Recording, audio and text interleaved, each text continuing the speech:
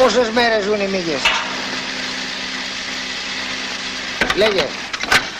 Πόσες μέρες ζουν οι μύγες? Άμα το βρεις, βενζίνη τζάμπα. Άμα δεν το βρεις, θα πληρώσεις τα διπλά. Εγώ Τούρκος. Τι Τούρκος? Τούρκος. Τούρκος. Από Τουρκία Τούρκος δηλαδή? Τουρκία, Τούρκος. Και στην Τουρκία δεν έχετε μύγες? Μύγες, έχουμε. Και δεν έχεις ενδιαφερθεί ποτέ να μάθεις πώς ζουν οι μύγες? Πώς πολλαπλασιάζονται?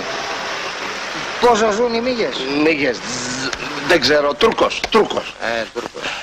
Τι να σου κάνω, κρίμα. Έχασες. Πες τον Παρά.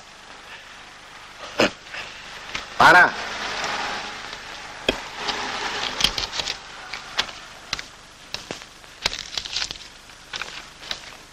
Έλα γαμμένα.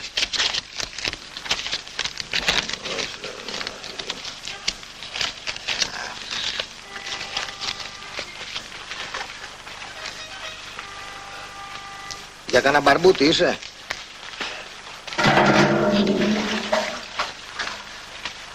Ευχαριστώ.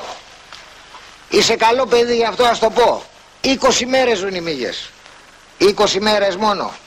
Κατάλαβες? 20 κολομέρες και μας κάνουν τη ζωή δύσκολη. Μύγες παντού.